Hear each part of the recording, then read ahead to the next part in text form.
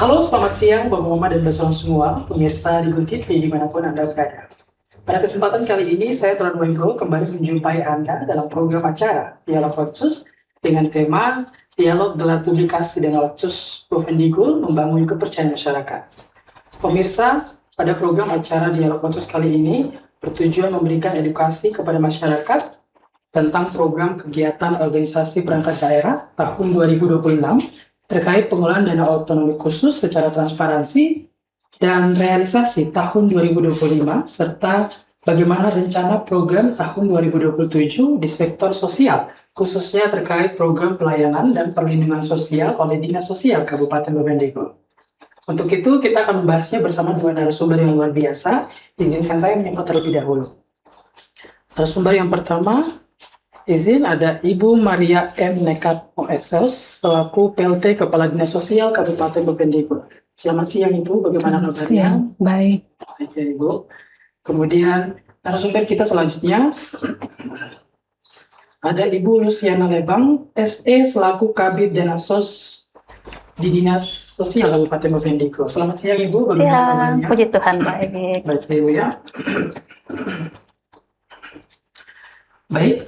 Untuk memberikan gambaran kepada masyarakat mengenai pengelolaan dana otsus di Kabupaten Bovendigul, pada segmen pertama ini kita akan bersama-sama berdiskusi dan mendengarkan penjelasan dari pemerintah daerah. Dalam hal ini Dinas Sosial Kabupaten Bovendigul mengenai berbagai program yang direncanakan dan yang telah dilaksanakan melalui dana otsus. Untuk itu, tanpa menunda-nunda lagi waktu dan kesempatan, kita langsung saja masuk dalam sesi diskusi dan tanya jawab ya. Ya. Baik, izin untuk pertama mungkin saya ke Ibu PLT, Ibu izin. Mungkin Ibu bisa berbagi bersama kami bagaimana Dinas Sosial melihat peran dana otsus dalam pembangunan daerah, khususnya pada sektor pelayanan dan perlindungan sosial di Kabupaten Bovendigul. Silakan. Ya, baik, terima kasih atas kesempatan yang diberikan kepada kami selaku Kepala Dinas Sosial untuk bisa berbagi.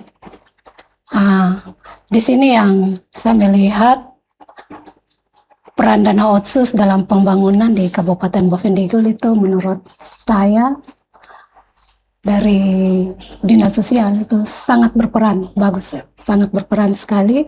Karena apa? Karena dana otsus ini dia langsung menyentuh langsung kepada masyarakat, seperti itu. Sehingga saya melihat benar-benar sangat berperan di tengah-tengah masyarakat di Kabupaten Bovendigul ini. Seperti itu.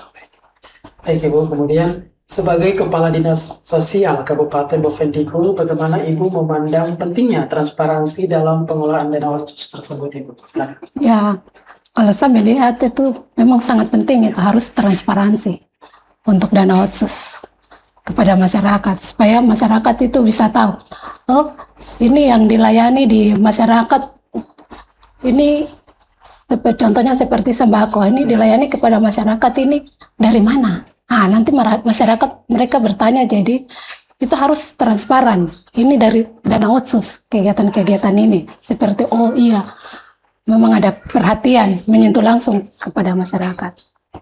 Seperti itu. Berarti transparansi memang penting ya? Sangat penting untuk masyarakat, supaya masyarakat itu tidak mengadu keluar, ini kita kenapa kurang perhatian dari pemerintah, padahal pemerintah sudah memberikan perhatian lewat dana otsus ini, ya berhadapan langsung, malah dikawal langsung dari pegawai, dikirim langsung ke masyarakat begitu. Jadi mereka merasa oh betul ada perhatian dari pemerintah, seperti itu.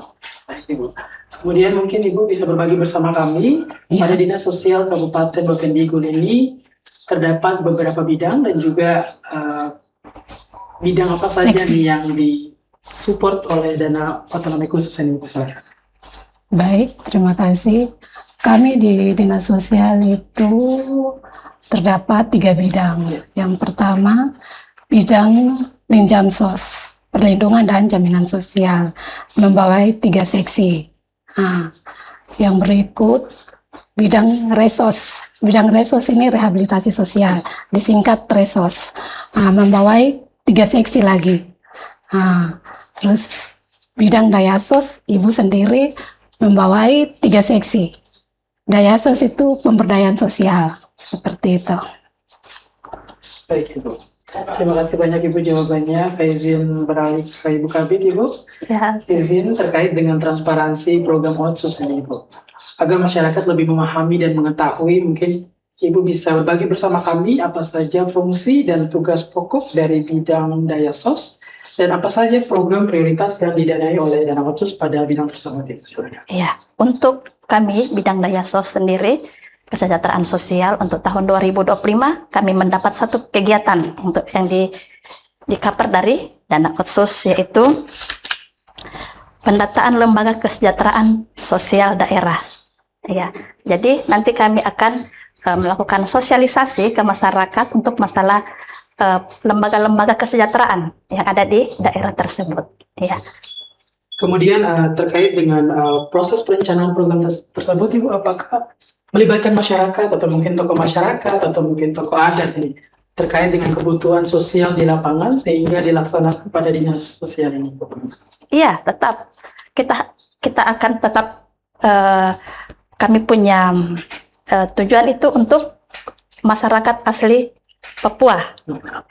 Jadi tetap kami akan melibatkan OAP dengan tokoh-tokoh yang ada di daerah tersebut. Baik, terima kasih banyak Ibu jawabannya. Saya izin beralih kembali ke Ibu PLT. Ibu izin terkait dengan mungkin dua bidang yang lain Ibu mungkin bisa dijelaskan, berbagi bersama kami secara garis besarnya seperti apa Ibu program. Iya. Jadi terima kasih. Yang untuk bidang Linjamsos ya, perlindungan dan jaminan sosial ini, yang sekarang dengan menggunakan Dana Otsus sudah pelayanan itu bantuan tunai duka. Jadi bantuan tunai duka nih dikasih kepada keluarga yang berduka.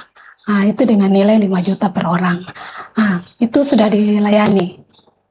Itu sudah dilayani sebanyak 40 orang ya, keluarga yang berduka. Itu sudah dilayani. Terus masih ada sekitar 14 yang belum, masih masuk dalam tahap kedua, itu pun ada pengajuan. Nah, itu dari Dana Otsus. Itu lalu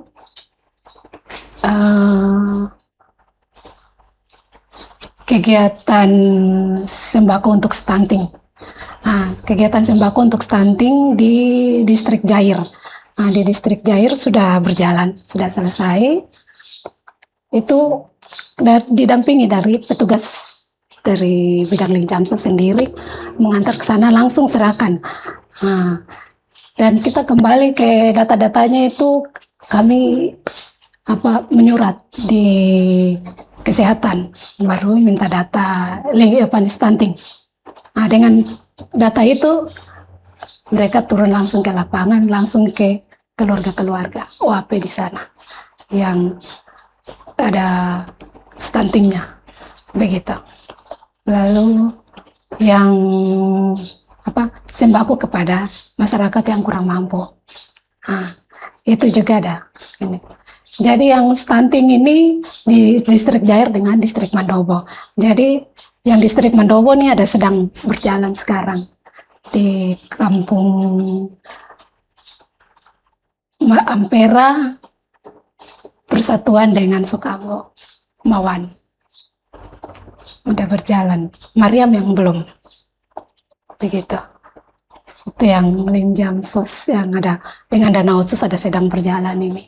Nah, kita masuk di Resos. Untuk kegiatan di Resos itu kegiatan orang dengan gangguan kejiwaan. Jadi itu sudah berjalan. Sudah dengan Dana Otsus itu, menggunakan Dana Otsus itu keluarga yang mungkin dalam rumah itu anak atau istri suami yang ada gangguan itu langsung petugas dari rumah sakit dengan dalam hal ini dari kami Dinas Sosial bidang Resos, mereka yang ini pergi langsung, jemput langsung di tempat di rumahnya, jemput langsung ke sana, lalu untuk mengurus taruh di rumah sakit dulu, setelah itu baru kirim ke Jayapura ke RSC rumah sakit jiwa. Jadi itu sudah dari tahun lalu sudah berjalan dengan tahun ini seperti itu dengan menggunakan Dana Otsus. khusus yang dilayani itu OAP begitu. Jadi sudah menyentuh langsung kepada ini. Jadi itu sudah berjalan, masih tinggal 1 dari 5 yang diprogramkan. Seperti itu. Lalu ada sembako lansia untuk ini bidang resos. Yang bidang resos punya untuk kegiatan sembako lansia ini yang belum berjalan, begitu. Mungkin itu dari kedua bidang yang secara garis besar yang saya bisa menjelaskan. Seperti itu. Berarti semua proses perencanaan program-program tersebut sudah sesuai dengan kebutuhan masyarakat di Kabupaten Pemendikbud ya, Ibu ya? Saya pikir sudah. Kemudian Ibu, izin, apakah ada kebijakan khusus dari Dinas Sosial untuk memastikan dana otsus ini benar-benar menyentuh masyarakat di tingkat bawah, khususnya orang asli Papua, dan bukan hanya program di atas kertas saja, Ibu? Iya, itu kami sudah berbicara di Baperinda, karena kegiatan-kegiatan ini kami menyentuh langsung dengan masyarakat, jadi tetap program ini berlanjut begitu. Tidak sampai di situ, harus kita apalagi macam orang dengan gangguan, terus macam stunting, itu kan ya orang yang kekurangan gizi ya. Orang dengan anak-anak, terutama anak-anak yang kekurangan gizi itu, kita harus perlu monitoring, begitu. Jadi kita harus pantau mereka terus, begitu. Selain kita memberikan bantuan, kita harus memantau mereka, ya. Ada perubahan tidak dengan kita memberikan bantuan ini.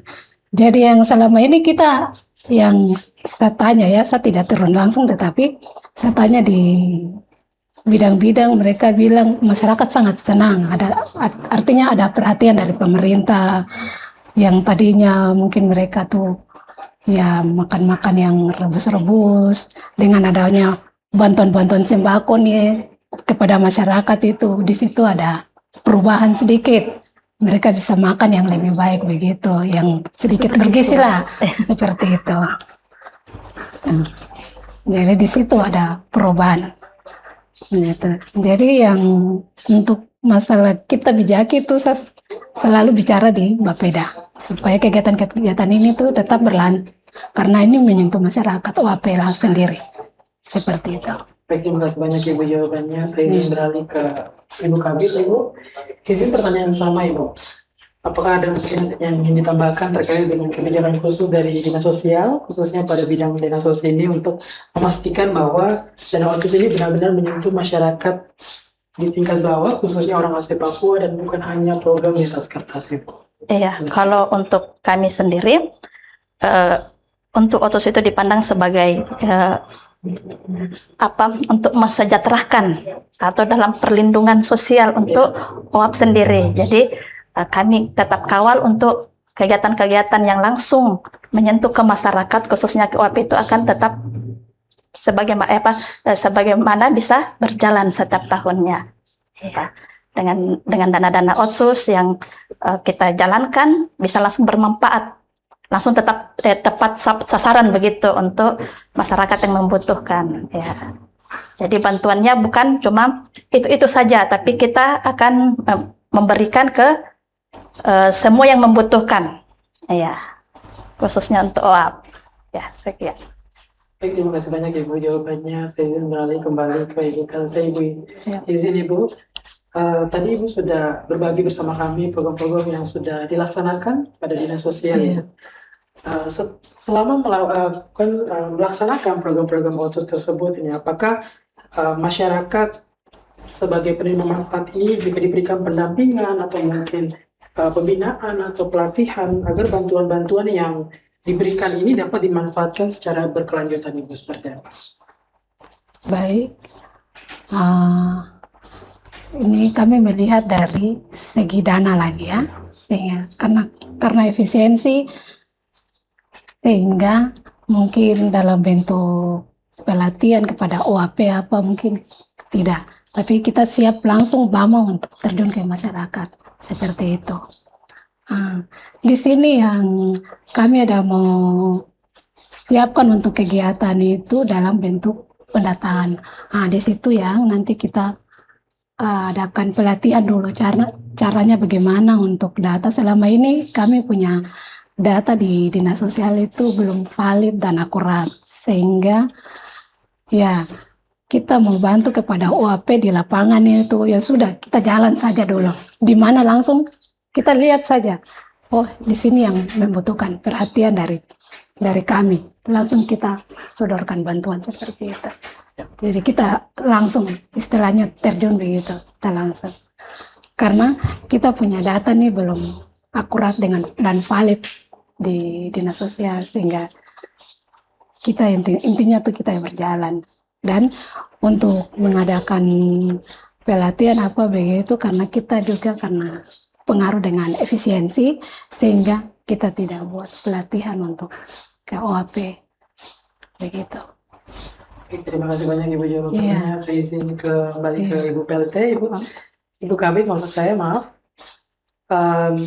Rencana program tahun ini Ibu, apakah pada saat nanti akan dilaksanakan program tersebut ini Ibu, apakah juga diberikan pendampingan atau pelatihan kepada masyarakat akan menerima manfaat atau seperti apa ini rencananya? Untuk Dayasos sendiri, ini karena tahun ini dalam bentuk sosialisasi, itu tetap akan dilakukan pendampingan langsung ke masyarakat begitu, supaya dijelaskan bagaimana cara pemanfaatannya ini, baru apa yang kita akan bikin kayak lembaga sosial begitu. Nanti kita akan melakukan sosialisasi supaya masyarakat dia bisa lebih mengerti, dan kita tetap akan mendampingi supaya kegiatan dia bisa berjalan dengan lancar dan tepat sasaran begitu. Ya. Baik, terima kasih banyak Ibu jawabannya. Namun kita akan break iklan sebentar ya Ibu. Bapak Mama dan Bapak semua, kita akan break iklan sebentar. Jangan kemana-mana, tetaplah bersama kami.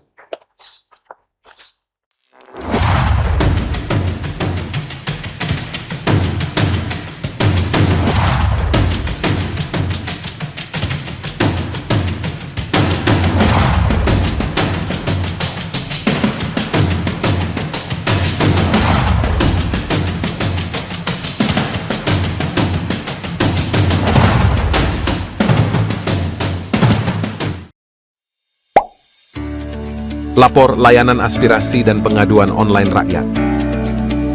SP4N merupakan sistem pengelolaan pengaduan pelayanan publik nasional, adalah integrasi pengelolaan pengaduan pelayanan publik secara berjenjang pada setiap penyelenggara dalam kerangka sistem informasi pelayanan publik. Adapun layanan aspirasi dan pengaduan online rakyat, Lapor, adalah aplikasi umum pengelolaan pengaduan pelayanan publik yang melalui berbagai platform seperti website lapor.go.id, aplikasi mobile, dan sebagainya. Cara melapor yang baik dan benar melalui form pengaduan di Lapor. Bagaimana sih cara melapor yang baik dan benar melalui form pengaduan? Pertama-tama, ketahui dahulu arti dan fungsi dari form pengaduan. Pengaduan adalah penyampaian keluhan yang disampaikan kepada pengelola pengaduan pelayanan publik pada instansi pemerintah atas pelayanan pelaksana yang tidak sesuai dengan standar pelayanan atau pengabaian kewajiban dan atau pelanggaran larangan oleh pengelola pengaduan pelayanan publik. Kedua, pastikan hal-hal berikut ini sebelum Anda melapor. Yang pertama, laporan Anda relevan dengan kinerja pemerintah. Kedua, menggunakan bahasa Indonesia yang baik dan benar.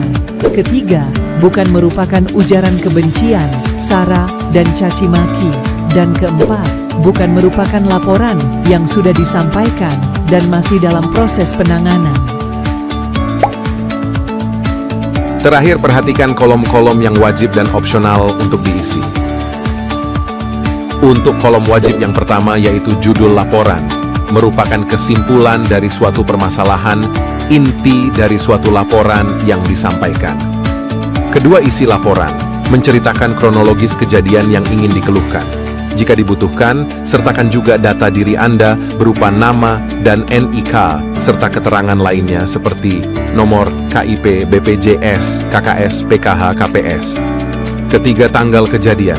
Tanggal ketika Anda menerima pelayanan yang kurang memuaskan. Keempat, lokasi kejadian. Lokasi Anda menerima pelayanan yang kurang memuaskan. Lebih spesifik, Anda menginput lebih baik untuk kolom opsional yang pertama, instansi tujuan. Instansi yang berwenang terhadap pengaduan yang diberikan. Kedua, kategori laporan. Kategori yang sesuai dengan laporan yang diadukan. Ketiga, anonim. Membuat nama Anda tidak muncul pada halaman publik SP4N Lapor. Keempat, rahasia. Membuat laporan Anda tidak muncul pada halaman publik SP4N Lapor. Misalnya pada isi laporan, Anda menyertakan nomor identitas. Maka jika pertimbangannya demi keamanan data Anda, sebaiknya dirahasiakan. Pastikan Anda mencentang anonim dan rahasia untuk laporan yang bersifat sensitif dan mengandung data diri. Kelima, lampiran. Data dukung laporan Anda berupa gambar, dokumen, dan video dengan maksimal upload 2 MB. Anda bisa melakukan upload lebih dari 1 dokumen. Untuk alur kerja SP4N Lapor, tulis laporan dan keluhan Anda secara jelas dan lengkap. Kemudian, laporan Anda akan diverifikasi dan disampaikan ke instansi berwenang. Berikutnya, laporan Anda akan ditindaklanjuti dan dibalas. Setelah itu, Anda bisa memberikan tanggapan atas balasan. Terakhir, laporan Anda akan ditindaklanjuti hingga selesai. Untuk menyampaikan laporan, pertama Anda bisa mengunjungi halaman www.lapor.go.id. Setelah itu terlebih dahulu membuat akun dengan mengisi data diri secara lengkap dan benar. Setelah Anda memiliki akun, maka Anda bisa membuat laporan. Yang pertama adalah memilih jenis laporan. Hal ini bisa berupa aduan, aspirasi, maupun permintaan informasi. Kemudian tuliskan judul laporan Anda. Berikutnya tuliskan isi laporan Anda secara jelas menggunakan bahasa Indonesia yang baik dan benar serta sopan. Pembagian waktu dan lokasi kejadian. Pilih instansi tujuan serta kategori laporan. Anda bisa menambahkan lampiran berupa foto maupun dokumen. Sebagai pendukung, terakhir setelah lapor, maka laporan Anda telah selesai.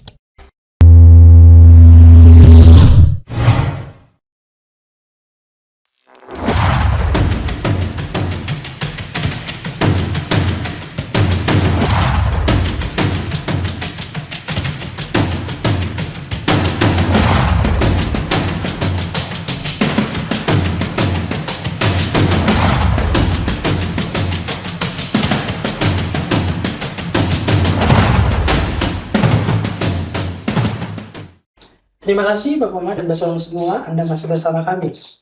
Pemirsa, setelah tadi kita mendengarkan penjelasan mengenai program yang dijalankan melalui Dana Otsus, tentu masyarakat juga ingin mengetahui bagaimana dampak program tersebut secara langsung. Untuk itu kita langsung saja melanjutkan sesi diskusi kita ya, Ibu. Baik Ibu, saya izin untuk Ibu PLT, Ibu, izin.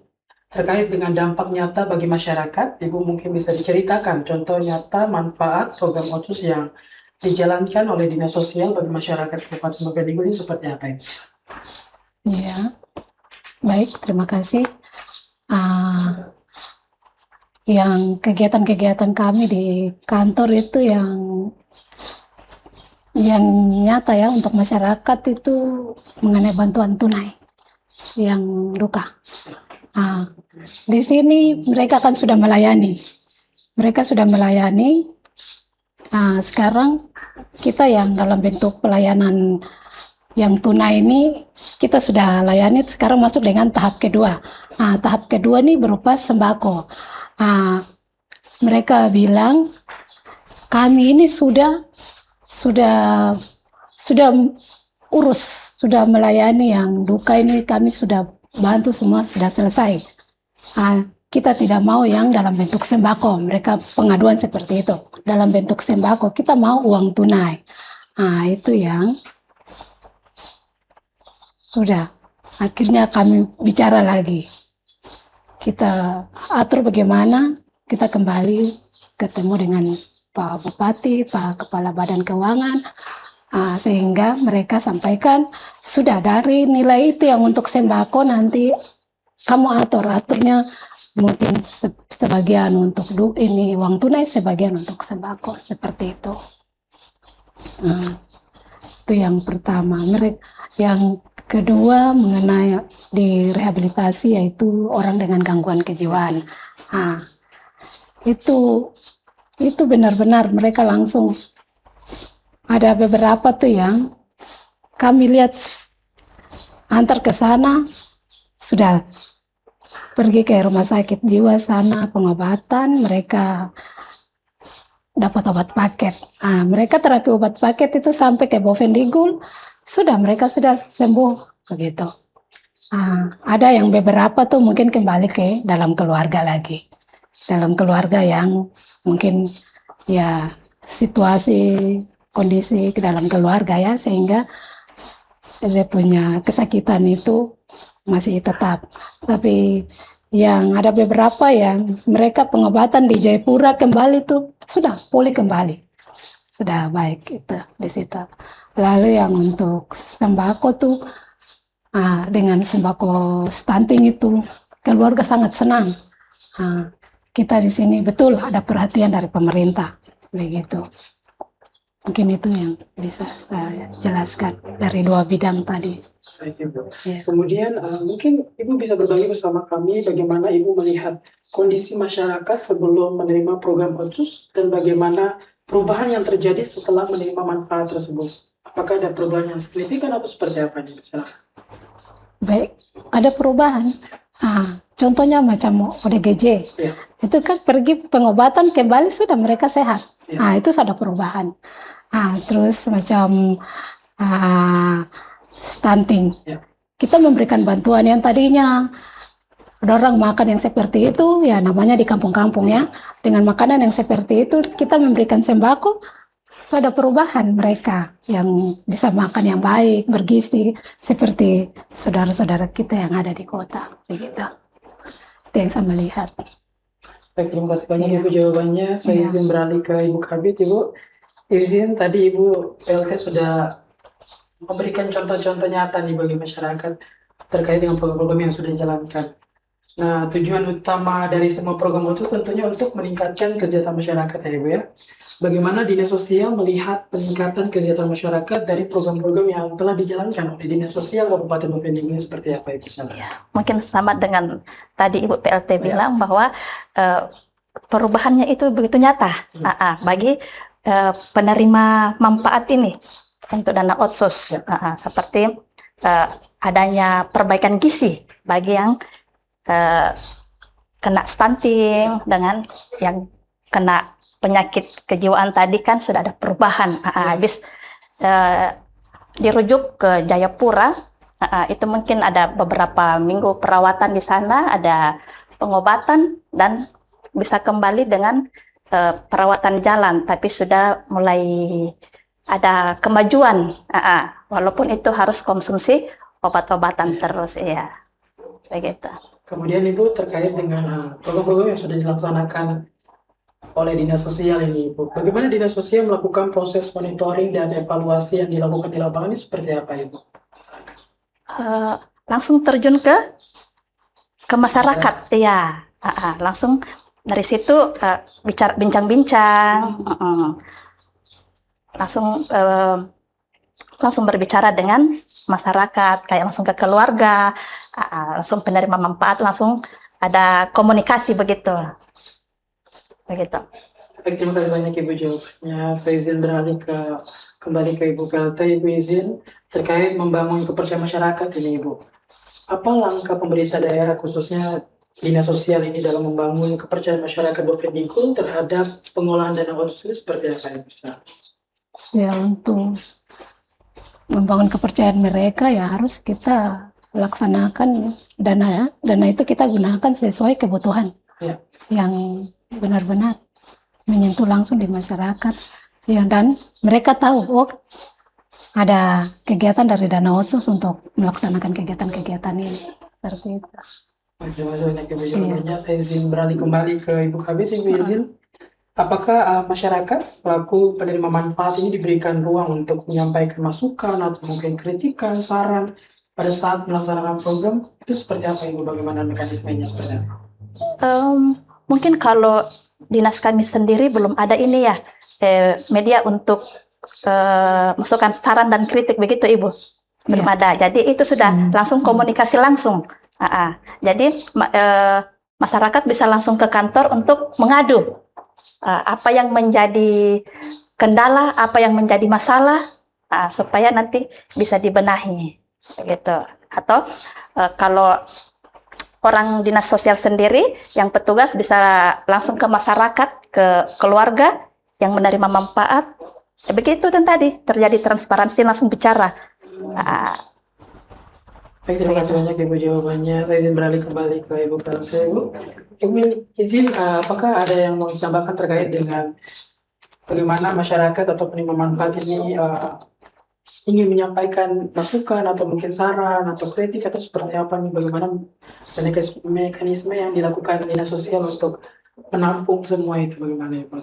Ya, baik.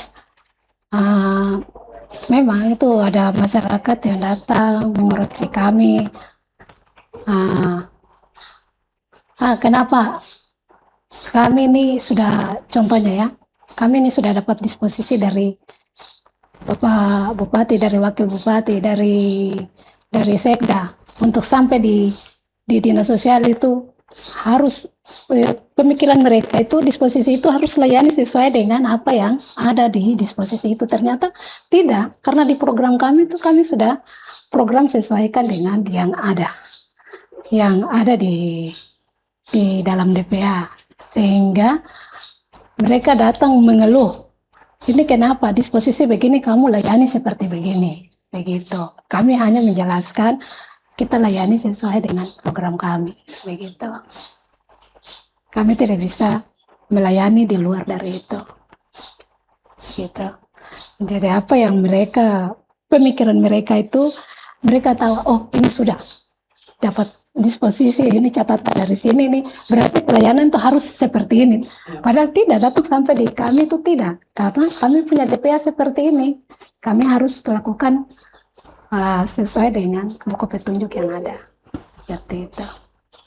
Kemudian Ibu terkait dengan pendukung keterbukaan informasi kepada masyarakat ini Ibu, sarana dan prasarana apa saja yang disediakan oleh dinas sosial ini, mungkin untuk masyarakat lebih bisa cepat atau mungkin lebih banyak ini, lebih mudah untuk mendapatkan informasi terkait dengan program-program yang dilaksanakan oleh dinas sosialnya seperti apa? Selama ini kami untuk informasi lewat media itu tidak ada, sehingga masyarakat itu datang langsung ke kantor. Ya, datang langsung ke kantor, ya kami jelaskan seperti ini, ada kegiatan ini, diperuntukkan untuk UAP itu ini, ada kegiatan-kegiatan ini, tapi kita dibatasi dengan keuangan sehingga kita tidak bisa untuk melihat keseluruhan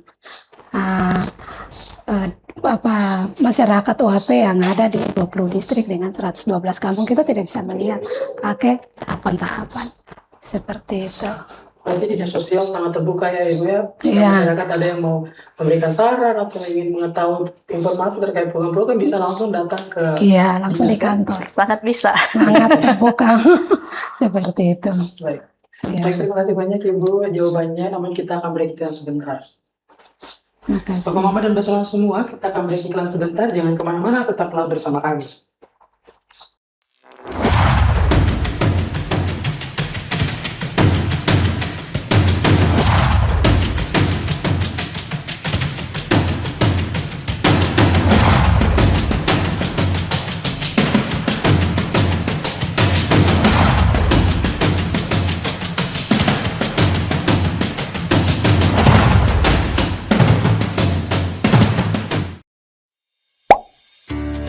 Lapor layanan aspirasi dan pengaduan online rakyat.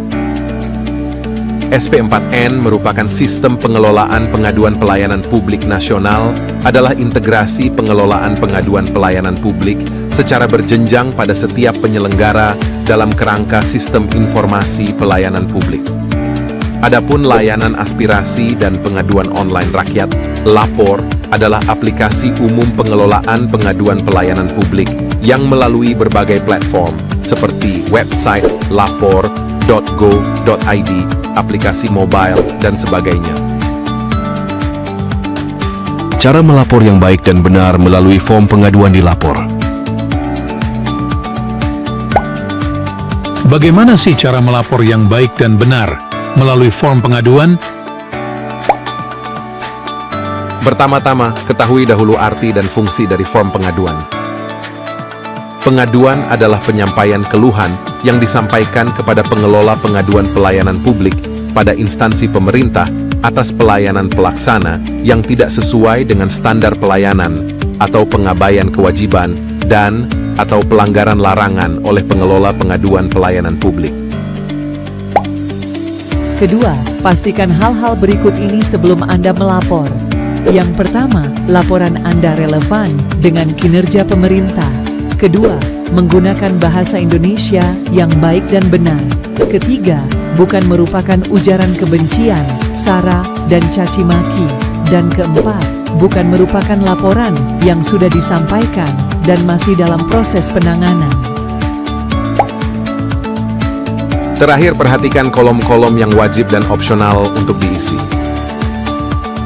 Untuk kolom wajib yang pertama yaitu judul laporan, merupakan kesimpulan dari suatu permasalahan, inti dari suatu laporan yang disampaikan. Kedua, isi laporan, menceritakan kronologis kejadian yang ingin dikeluhkan. Jika dibutuhkan, sertakan juga data diri Anda berupa nama dan NIK, serta keterangan lainnya seperti nomor KIP, BPJS, KKS, PKH, KPS. Ketiga, tanggal kejadian. Tanggal ketika Anda menerima pelayanan yang kurang memuaskan. Keempat, lokasi kejadian. Lokasi Anda menerima pelayanan yang kurang memuaskan. Lebih spesifik, Anda menginput lebih baik untuk kolom opsional yang pertama, instansi tujuan. Instansi yang berwenang terhadap pengaduan yang diberikan. Kedua, kategori laporan. Kategori yang sesuai dengan laporan yang diadukan. Ketiga, anonim. Membuat nama Anda tidak muncul pada halaman publik SP4N Lapor. Keempat, rahasia. Membuat laporan Anda tidak muncul pada halaman publik SP4N Lapor. Misalnya pada isi laporan, Anda menyertakan nomor identitas. Maka jika pertimbangannya demi keamanan data Anda, sebaiknya dirahasiakan. Pastikan Anda mencentang anonim dan rahasia untuk laporan yang bersifat sensitif dan mengandung data diri. Kelima, lampiran.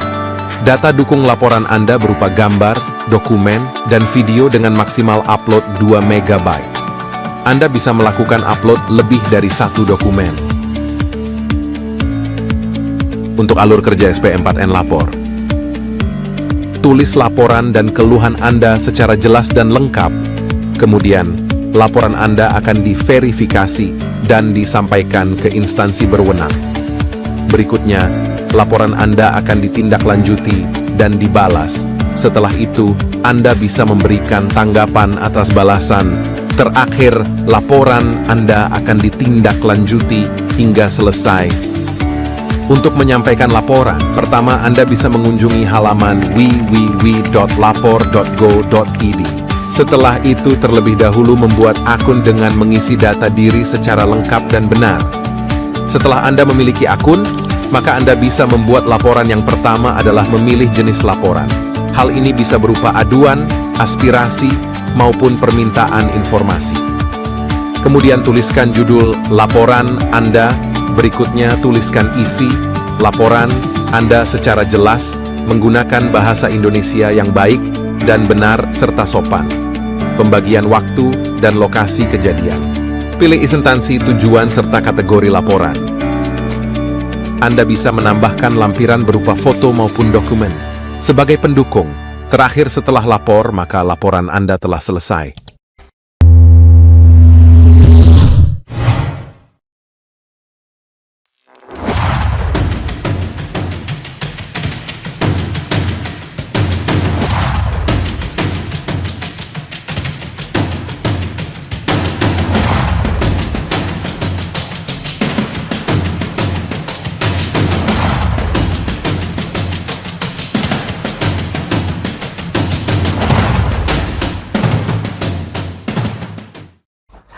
Terima kasih Bapak Mama dan Mbak Song semua, Anda masih bersama kami.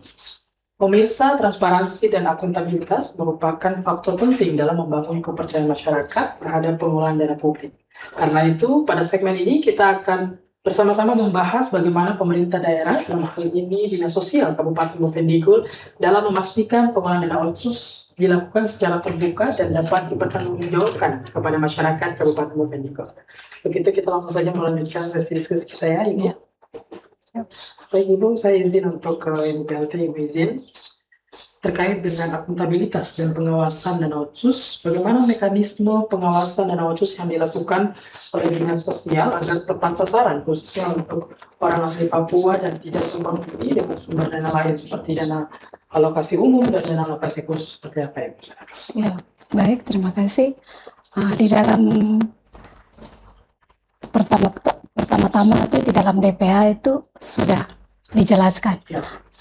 Yang ini dana DAO, ini dana otsus. Di situ kita sudah bisa melihat, oh ini kegiatan-kegiatan dari dana otsus.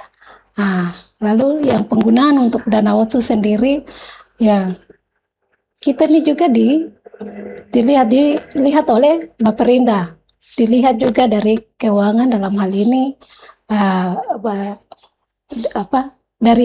Terutama dari inspektorat, mereka sangat meneliti kita punya kegiatan-kegiatan ini, apalagi yang menyangkut dengan kegiatan dana otsus itu lebih tertuju lagi seperti itu, dengan kita kembali ke dalam BPK dalam pemeriksaan, jadi itu lebih teliti lagi. Jadi tidak bisa dana otsus kita gunakan, kita berbaur dengan dana DAO atau dana DAP, itu tidak. Dana otsus digunakan untuk dana otsus, seperti itu. Itu yang diperhatikan juga oleh tim-tim dari pemeriksa, dari keuangan, BPK, inspektorat, itu mereka sangat soroti. Jadi ada perbedaan di situ. Jadi kita bisa melihat itu di dalam DPA itu jelas. Oh ini kegiatan dana otsus, oh ini kegiatan dana DAO. Begitu. Ada itu yang bisa membuat kita tahu. Terima kasih banyak Ibu. Iya. Saya kembali ke Ibu Kabit. Ibu, mungkin ada yang ingin ditambahkan terkait dengan bagaimana sinergi antara Baperinda, kemudian Dinas Sosial sendiri, kemudian keuangan dan inspektorat dalam memastikan pengelolaan dana otsus yang akuntabel ini seperti apa ya, Ustaz? Ya, sama seperti yang dikatakan Bu PLT tadi, ya kita mengajukan program. Jadi di situ sudah diposkan kalau kegiatan ini didanai oleh otsus, dana ini didanai oleh DAO, dan itu sudah terbaca oleh sistem. Jadi kegiatan yang didanai oleh DAO itu tidak bisa lagi ditimpa tindih dengan otsus.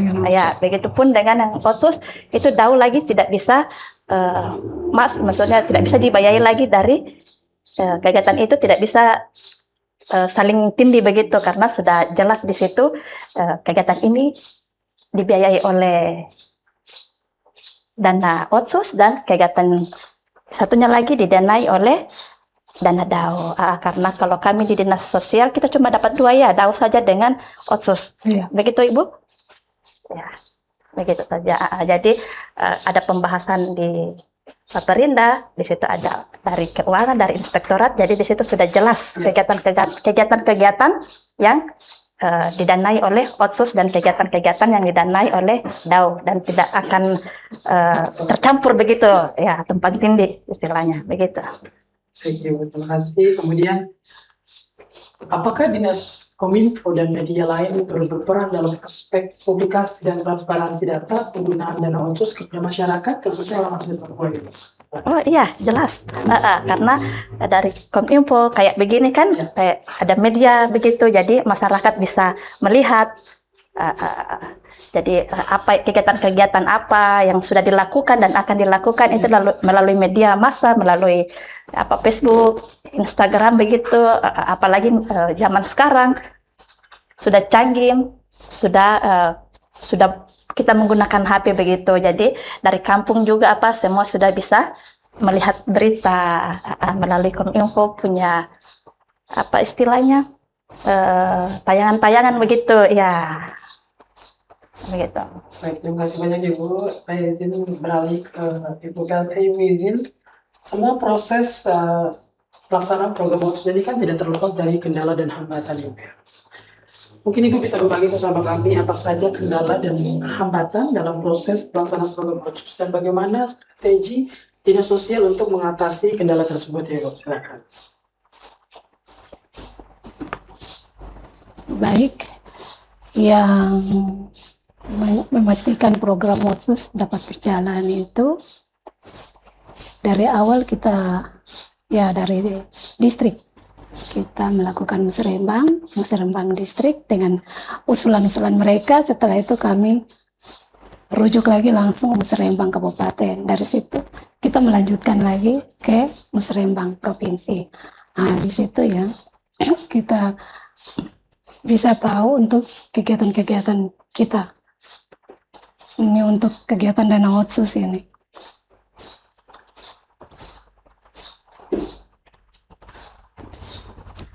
Dengan kegiatan-kegiatan itu kita melihat contohnya seperti orang dengan gangguan. Itu kegiatan itu tidak bisa kita biarkan, apalagi dengan keadaan di Bovendigul kita bertetangga dengan negara, kita pun negara tetangga sebelah itu kan mereka suka keluar masuk akses dengan apa istilahnya daun ganja. Nah di situ kita pun anak muda nih, kalangan anak muda kan mereka tuh konsumsi, sehingga kita dari dinas melihat ini kalau macam di contoh ya di daerah Jawa itu kan ada pantai rehabilitasi. Kalau kita di Boven ini tidak ada pantai rehabilitasi itu. Sehingga dengan cara ini, karena mereka yang anak-anak muda kalau mereka sudah konsumsi itu dengan sendirinya macam dia gangguan jalan itu bicara sendiri, komunikasi sendiri, pokoknya macam-macam mereka tuh. Sehingga di situ yang harus pengobatan lanjut. Kadang dari seperti itu langsung mereka gangguan. Jadi yang kita bantu OGJ ini kebanyakan kan anak-anak muda. Anak-anak muda yang umur-umur SMA, umur-umur yang baru pindah-pindah SMA, pindah kuliah. Nah itu. Jadi kita pun anak muda nih. Kebanyakan pergi ke rumah sakit sana, dokter bilang anak-anak muda, mereka salah-salah gunakan konsumsi sehingga terjadi gangguan begitu. Jadi yang untuk ODGJ ini tetap itu harus berlanjut begitu. Dan untuk bukan ODGJ saja, tetapi untuk yang kegiatan lain juga tetap harus berkelanjutan macam stunting. Kalau kita dorong dengan sembako, ya dalam hal ini kalau kita dengan kesehatan kan kesehatan itu obat, kita dinas sosial itu sembako, bahan makan. Jadi kalau kesehatan memberikan obat berarti kita didorong dengan sembako, makanan. Begitu sama dengan ODGJ juga. Terus orang yang sakit, yang istilahnya sakit rentang, sakit-sakit yang tidak ada keluarga yang untuk diperhatikan. Jadi rumah sakit memberikan support dengan obat, kita memberikan support dengan sembako. Itu tugas kami dinas sosial. Begitu. Baik, terima kasih banyak. Iya. Saya izin beralih ke Ibu Kabit. Ibu izin pertanyaan sama Ibu, semua prosesnya kan pasti tidak terlepas dari kendala, kemudian hambatan, tantangan. Apa saja kendala dan tantangan dalam proses pelaksanaan program otsus? Apakah mungkin ada keluhan dari masyarakat atau mungkin bagaimana tantangannya seperti apa Ibu? Iya, kalau mungkin masalah kendala, salah satu kendalanya itu anggaran. Ya, misalnya permintaan masyarakat itu banyak, cuma kita dibatasi oleh anggaran ini, apalagi sekarang kita efisiensi. Jadi masyarakat tahu kata efisiensi, tapi arti dari efisiensi itu ya kurang dipahami. Datang segala macam permintaan ke dinas, proposal, dan mereka semua harus dilayani. Sedangkan kita dibatasi oleh anggaran ini. Jadi kita tidak bisa melayani semua keluhan yang ada, kita sesuaikan dengan anggaran yang ada pada dinas kami, begitu. Baik Ibu. Kemudian terkait dengan rencana jangka pendek dan juga jangka panjang ke depannya Ibu. Bagaimana, apakah dinas sosial, apa yang mau dilakukan ini oleh dinas sosial? Apakah ada program-program baru atau mungkin ada rumah rehabilitas yang baru atau seperti apa misalnya? Ya, untuk bidang Dayasos sendiri, Ya. untuk kedepannya kita akan mengadakan bantuan BPR, bantuan bahan bangunan ya Ibu. Iya. Ya, itu untuk ya dengan dana otsus ya, jadi dikhususkan untuk masyarakat asli OAP begitu. Jadi kita memberikan bantuan bahan bangunan, tapi sebatas bahan bangunan juga, bukan untuk membangun, bukan ini bahannya saja yang kita sediakan dengan permodalan untuk pengusaha OAP. Iya. Kalau untuk Dayasos sendiri, untuk kedepannya kita baru 2 rancang itu saja. Baik, terima kasih banyak Ibu jawabannya. Saya Jadi, juga mungkin saya tambahkan lagi yang dari bidang Dayasos Dayasos. punya. Jadi untuk yang tahun ini itu ada dibantu bantuan berupa apa ya, yang batu bata kan untuk tahun ini Ya itu pengusaha. Tadi saya bilang ada masuk pengusaha untuk OAP. untuk OAP. Jadi titik-titik yang untuk di OAP itu di distrik mana ya? Kalau distriknya saya lupa lagi. Tapi ada beberapa distrik kan kita ajukan. Itu programnya dari provinsi. Ada yang dari provinsi, Ya, ada untuk di PPS. kabupaten. Dari Dinas Sosial Provinsi, karena mereka ada 3 program ya ini untuk di titik lokasinya di Kabupaten Bovendigul begitu. Yang tadi seperti yang sudah dijelaskan tuh, untuk mama-mama OAP, untuk 25 kelompok OAP begitu. Jadi berapa intinya berapa anggota di dalam, sebanyak 25 kelompok kayak gitu. Terus untuk bangunan BBR itu untuk di 2 titik, distrik Kawagit dengan distrik Karimop. Distrik itu 25 bangunan BBR dengan dana otsus dari PPS, Dinas Sosial PPS. Seperti itu untuk begitu. ini mungkin terkait dengan bidang medsos, atau mungkin akan ada program-program yang baru atau seperti apa ini, atau tetap menjalankan program Iya. yang sudah ada? Baik, terima kasih. Yang untuk di link Jamsos, kami kendala tuh di tempat bangunan untuk penampungan macam bahan bama sembako. Nah, itu yang kami kendala, tidak ada bangunannya untuk kita mau menyimpan. Seperti bencana kan kami di seksi itu ada di link Jamsos seksi Tagana.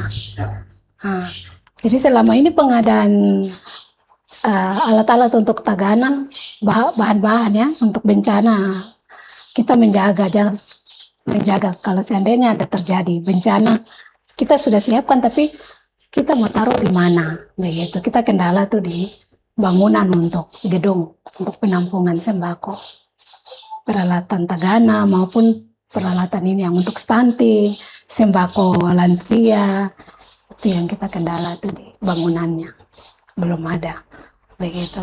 Dan mungkin saya jelaskan di sini juga untuk Tagana itu akan berada di link Jamsos, itu juga dana otsus, jadi dia punya kelengkapan yang untuk disiapkan sembako tuh, bukan selain sembako macam ada peralatan dapur, meja kursi, alat tidur, itu semua disiapkan begitu. Jadi ketika ada bencana, selain bencana tanah longsor, kebanjiran, atau macam bencana sosial, macam terjadi kebakaran, orang demo baru ada kerusakan, itu kan bencana sosial. Itu semua kita sudah dari dinas sudah standby seperti itu. Jadi sehingga mereka dari masyarakat, dan kalau ada bencana seperti itu, kita tidak sampai hati kita mau bilang ini khusus untuk OAP saja tuh, kita tidak sampai hati begitu. Kita melayani juga yang non OAP, itu khusus di yang bencana seperti itu. Baik, terima kasih banyak Ibu jawabannya. Saya ingin beralih ke Ibu Kabit, Ibu. Terakhir sebagai closing statement ini, Ibu. Apa pesan Ibu kepada masyarakat Bovendigul, khususnya para penerima manfaat program OCUS, agar bantuan dan program yang telah diberikan dapat dimanfaatkan secara baik dan berkelanjutan seperti apa, Ibu? Mohon izin Ibu untuk lihat ke kamera. Oh, ya, terima kasih. Ya, semoga dana OCUS yang diberikan kepada masyarakat itu bisa bermanfaat dan tepat sasaran, bisa meminimalkan angka kemiskinan dan bisa meningkatkan kemandirian untuk OAP sendiri, untuk kehidupan yang lebih baik dan lebih layak. Ya. Terima kasih Ibu. Saya kembali ke Ibu. Terakhir sebagai closing statement ini, Ibu. Apa pesan dan harapan Ibu kepada masyarakat Bovendigul agar bersama-sama menjaga semangat OCUS ini untuk kemajuan daerah Kabupaten Bovendigul? Mohon izin Ibu, lihat ke kamera. Iya. Jadi dengan baik, terima kasih untuk pesan, yaitu apa yang kita sudah berbuat untuk masyarakat itu benar-benar ke depan bermanfaat, dan tidak sampai di situ. Kita tetap melihat terus, dalam arti kita harus monitoring. Dan ini mungkin dari saya kembali, dengan dana OCUS ini kami untuk biaya monitoring, mohon maaf, itu tidak ada. Kami dana OCUS itu tidak ada, sehingga apa yang kita sudah berikan ke depan itu bermanfaat untuk masyarakat. Dan dengan kita sudah bermanfaat dan ada perubahan lah, itu harapan kami seperti itu untuk masyarakat yang tadinya mereka kurang, ya mungkin sekarang tercukupi kebutuhan kehidupan mereka dalam keluarga, seperti itu. Baik, luar biasa Ibu. Terima kasih banyak Ibu. Jadi closing statement-nya Ibu. Sesi diskusi kita sudah selesai dan kita sudah berada di penghujung acara Ibu. Bapak-bapak dan Bapak semua, dari dialog kita hari ini dapat kita pahami bahwa dana OCUS memiliki peran penting dalam mendukung pembangunan dan meningkatkan kesejahteraan masyarakat di Kabupaten Bovendigul. Melalui berbagai program yang dijalankan serta keterbukaan informasi kepada masyarakat, ini diharapkan penggunaan dana OCUS dapat terus memberikan manfaat yang nyata dan berkelanjutan bagi masyarakat Bovendigul. Namun, partisipasi masyarakat juga menjadi bagian penting dalam mendukung keberhasilan program-program pembangunan yang bersumber dari dana OCUS. Sekali lagi saya ucapkan terima kasih kepada narasumber Ibu PLT dan juga Ibu Kabit yang sudah berbagi informasi dan pengalaman pada dialog kita hari ini ya, Ibu. Demikian kita sudah berada di penghujung acara dan terimalah salam persaudaraan kita. Nubagen. Saya ada karena kamu ada karena saya ada. Saya Tuan Waibro, pamit undur diri. Sampai jumpa.